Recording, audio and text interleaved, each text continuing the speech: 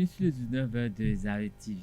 Au sommet de cette édition, Joël Aïvo reste en prison et l'affaire renvoyée en instruction. C'est ce qui découle de la déclaration d'incompétence de la CRIET et le renvoi du dossier en instruction. Odile Aronwanou est éliminée des Olympiades Tokyo 2020. Elle termine à la 15e place de la compétition d'heptathlon. La grande réunion de famille de l'humoriste Eliphaz aura lieu samedi prochain au Palais des Congrès de Cotonou.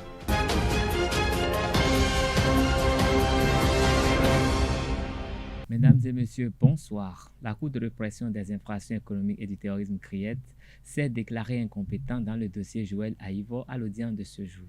Elle renvoie le dossier en instruction. La Cour a également rejeté la demande de liberté provisoire du professeur Aïvo formulée par ses avocats. Et donc, Aïvo et ses co-accusés retournent en prison. Ils sont poursuivis pour des faits de blanchiment de capitaux et de complot contre l'autorité de l'État. Dans le dossier Joël Aïvo, la CRIET devait se prononcer sur deux demandes faites par le ministère public représenté par le procureur spécial Mario Méton lors de l'audience du 15 juillet 2021.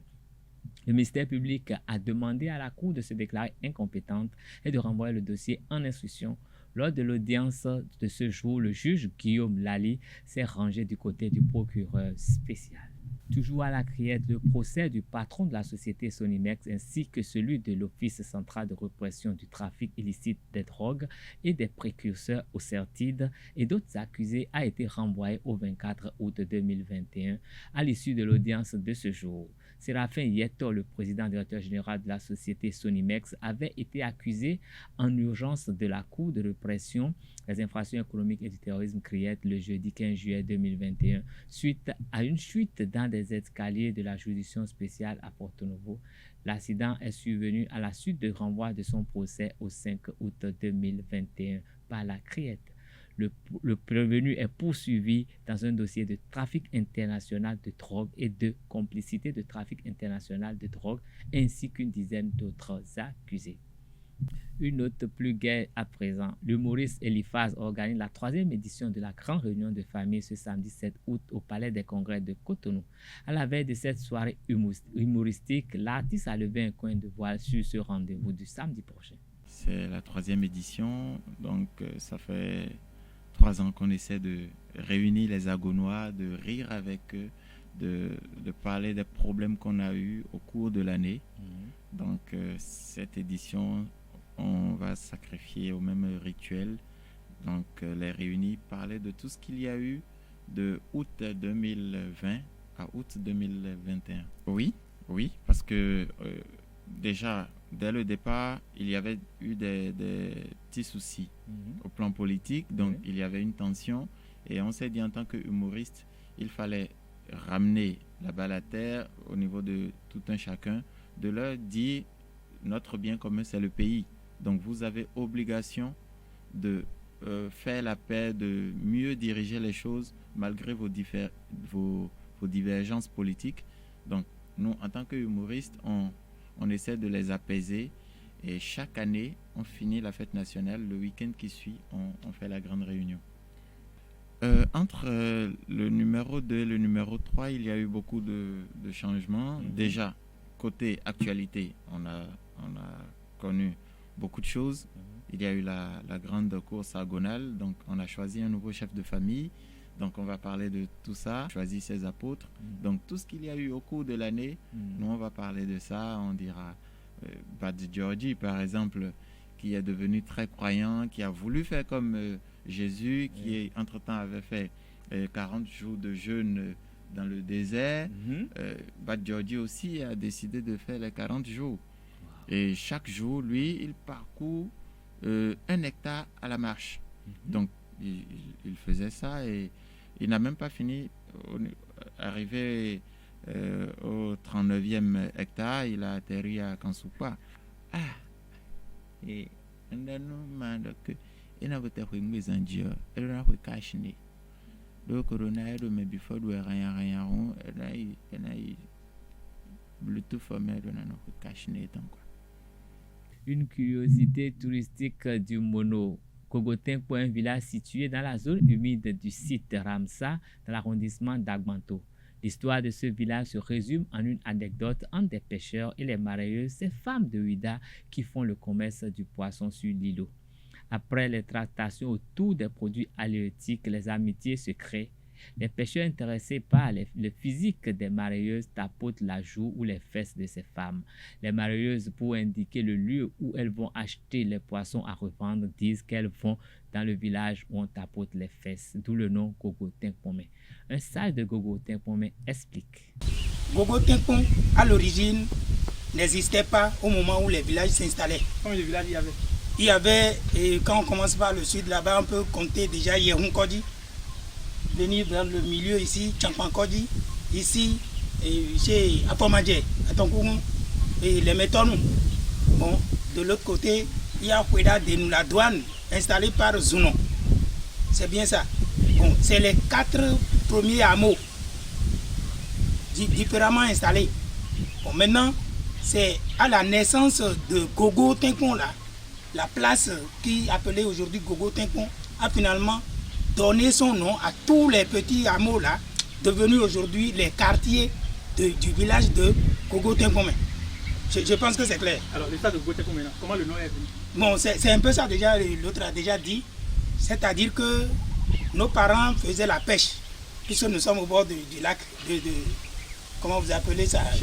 Bon, notre chenal là. Alors, quand ils attrapaient le poisson, il fallait qu'on en vende pour avoir de l'argent. Et les gens, les fonds venaient depuis les régions de Ouida, Yobo Kodji, Asobundaho là. Elles venaient, les grandes dames, les jeunes filles, bon, et des jeunes filles suffisamment âgées, et qui s'habillaient peut-être autrement que ce que nous faisons aujourd'hui. Les fesses étaient laissées nues à tous les yeux. Alors ça motivait les garçons. Donc c'est comme ça que sortis de l'eau, les garçons ont tendance à toucher les fesses des femmes. Et ils soupaisaient les fesses aux femmes. Bon, ça faisait plaisir dans le temps. Parce que, enfin, je ne veux pas trop développer ça. Vous m'excusez un peu, parce que ça fait venir déjà de la salive à la bouche. Donc, c'est comme ça que, et d'un jour à l'autre, le nom Gogo, bon, soupaiser, Gogo, Tate, Gogo, bon, on a commencé par demander, chaque fois les femmes, quand elles se déplacent là, on leur demande, mais vous allez souvent, chaque fois, vous passez ici, où est-ce que vous allez? C'est là où on tâte les fesses aux femmes. Et c'est comme ça que le village désormais a porté le nom Gogo Tinkpome. Quels sont les atouts dans ce village aujourd'hui? Quelles sont les opportunités qui habitent les différents pays, qui sont également les opportunités en termes de terre qu'on peut trouver ici? Est-ce que là, vous me permettez, un peu comme le chef a dit, d'abord je voudrais dire ceci, nous sommes un village aujourd'hui cosmopolite. Il y a fonds, s'il y a parmi vous des fonds, ils vont trouver leur place ici. S'il y a Pera, nous sommes là. S'il y a Mina, on est là.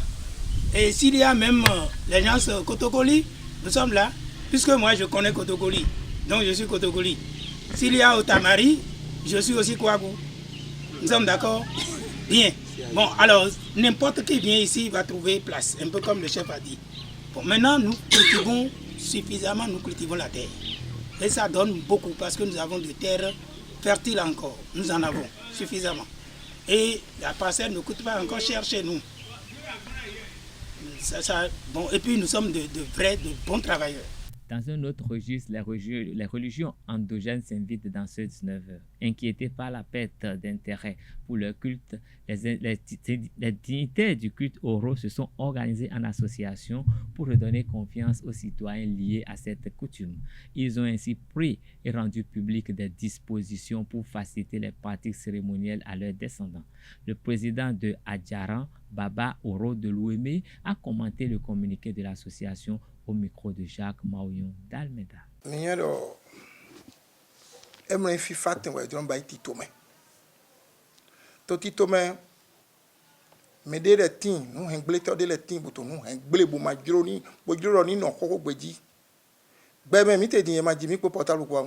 mi wa mo portal we bo me po yibo do tinsan mo do kplo mi na ze nu mesen le do de gbeto didio mi o sudi wan du yo wa lo de bodo kodo ayi won de to didio lo do dagbeji mi ma sin kan do koko de ba itele jan mi na kodo de dagboje ko ba ile yen so na ba ile abai mo din o sin bara howe o sin glo mi te to bene to me bo mi so do na yin o sin o yin so na sen lo bo no sen lo glo pour éduquer bon mi ba ile circulaire wai na association des dignitaires de culte oraux des dignitaires de commune de Louémé plus mais poton bon mise we ma lo kan fi susu titan we ro podi e mise we ma mu ko ton bo bayi kan do de covid wa to me eto me be wa do si amion bon mi wa general mi to pori we o yi ogu wa don ton kon bo gbo to fun bo ko de bo veve do awuto ne ni ma pe to mi ton jiblo bon mi wa general mi no po to fun bo bayi sara ene bo ko de bo sanu sudo awuto ene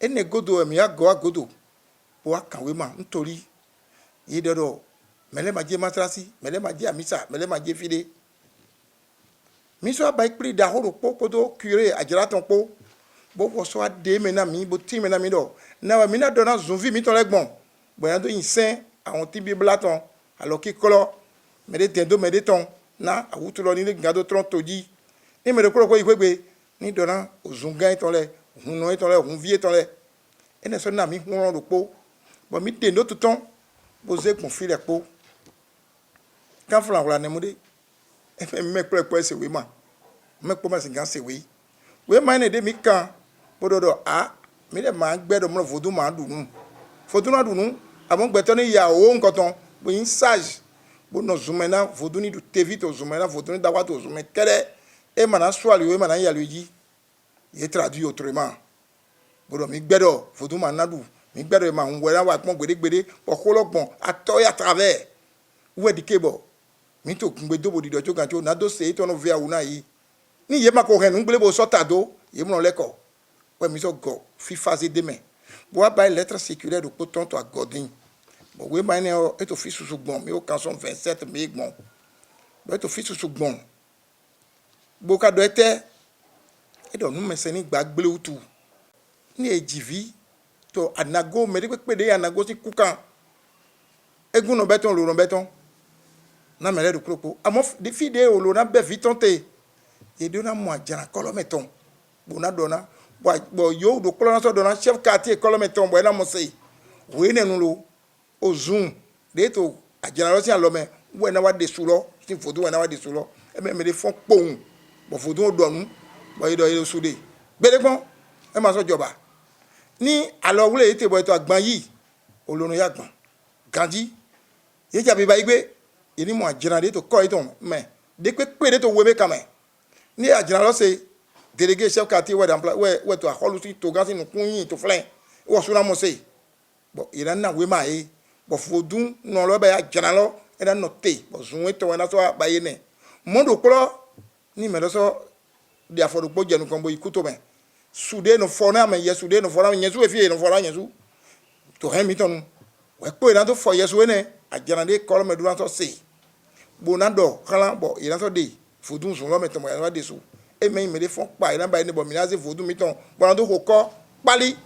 Toujours dans le registre des cultes endogènes, des images, des costumes et gungun exposés en Europe ont fait le tour de la toile quelques mois plus tôt. Une exposition et des scènes d'un film qui traite du gungun ont fait polémique et suscitent des indignations et des réactions. Le prêtre de Fa Sylvain Kouassi donne son point de vue sur le sujet au micro de Jacques Maouillon d'Almeda.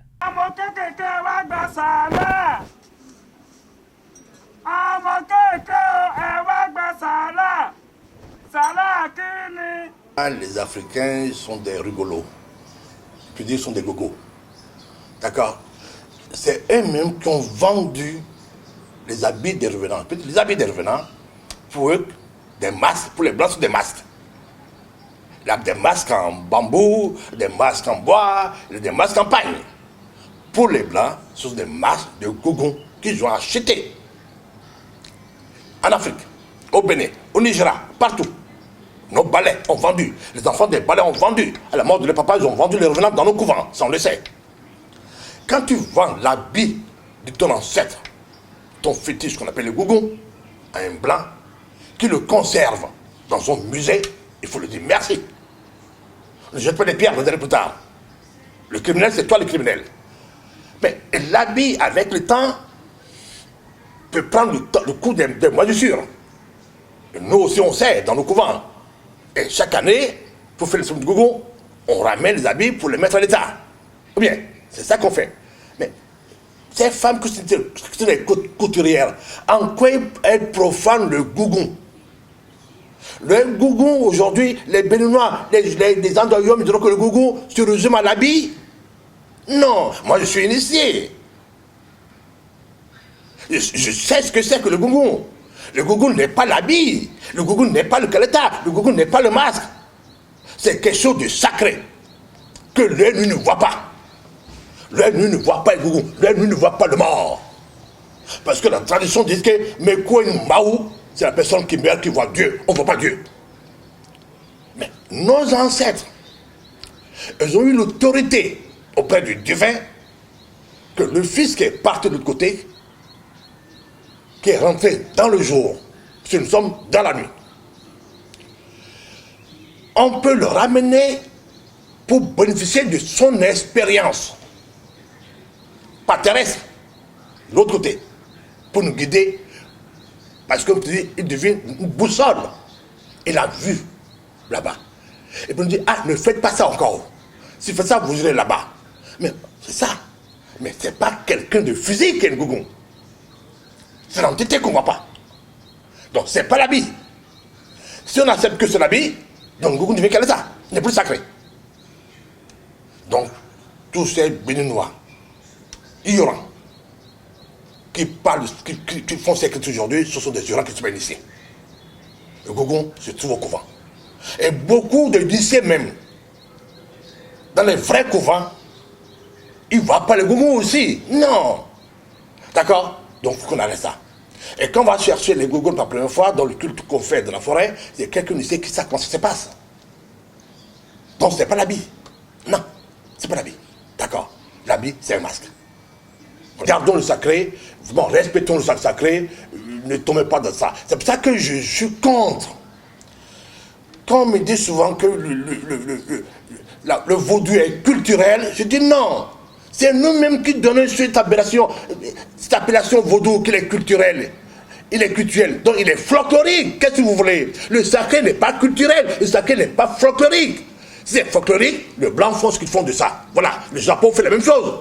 Les Allemands font la même chose que le Gougon au Japon aussi. Et les États-Unis.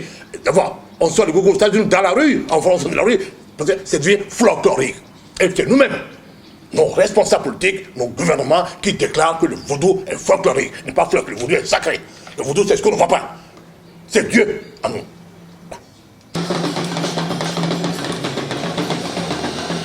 En passeport, l'heptathloniste béninoise Odile Aronwanou s'est classée 15e du concours d'heptathlon aux Jeux olympiques Tokyo 2020. Elle a obtenu 6186 points, soit 605 de moins que la championne olympique Nafisa Toutiam. Grâce à ce classement, l'athlète béninoise de 30 ans confirme sa suprématie dans cette discipline combinée en Afrique. Lors de la deuxième journée du concours ce jeudi, la championne d'Afrique 2018 a occupé la 5e place au saut en longueur grâce à un bond de 6,07 mètres et la 8e place au javelot avec un lancer de 43,96 mètres. Enfin, elle a terminé 10e du 800 mètres avec un chrono de 2 minutes 29 secondes 5 tiers. Odile Aronwanou est la dernière représentante béninoise à la 32e édition des Jeux olympiques de l'ère moderne. Les résultats de la Ligue nationale professionnelle de handball pour mettre un terme à cette édition. Flowers a battu dans la douleur Aspac 22-20 lors de la deuxième journée de la phase nationale groupée de la Ligue Pro de handball. Si les poulains de MSCBio ont maîtrisé la première période, les Portugais ont bousculé en seconde mi-temps. Grégoire Ganglazo, capitaine de l'Aspac Handball Club, et MSCBio, manager général de Flowers, ont débriefé le match. Suivez-les au micro de Setonde Larios Adiak Benon et de Emmanuel Akogou. Comme je vous l'ai dit hier, c'est un tournoi linéaire. On évolue match par match. C'est la fin qui justifie les moyens. Je viens de faire 2 grands matchs, mais dans le même temps, il reste encore beaucoup de matchs à jouer. Et on verra ce que ça va donner. Moi, je dirais que tout a fonctionné. Jusqu'en premier mi-temps, on a essayé de remettre la machine en marche. C'est ce qui a donné en second mi-temps. Donc vous-même, vous avez constaté avec moi qu'on avait largement pris le dessus en second mi-temps pour mettre les choses en place. En fait, la deuxième mi-temps, on n'a pas été efficace face au gardien, premier point. Deuxième point, on n'a pas été patient dans l'organisation de l'attaque. C'est les 2 points là qui ont joué, mais bon, c'est des choses qu'on va corriger. S'il nous restait un peu de temps, on allait pouvoir égaliser et puis, ouais, vous avez vu le score avec moi. Tel que nous on a mis notre machine en place, ça veut dire que ça sera continuel pour pouvoir prendre le dessus.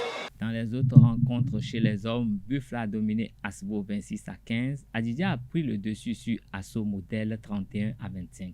Chez les dames, Flowers a atomisé Asso Model 36-9 et Aspac a étrié Adidja 28-16. La troisième journée a été disputée ce jeudi. Nous reviendrons sur les résultats dans nos prochaines éditions. Mais en attendant, au programme de la quatrième journée qui va se disputer demain vendredi, nous avons les affiches suivantes. Asso Model Asvo, Flower Abo Sport et Buffle Adidja chez les hommes. Mais chez les dames, nous avons Aspac Asso Model et Flowers Adidja. Ainsi se referme cette édition. Merci pour votre fidélité et à demain. Bonsoir.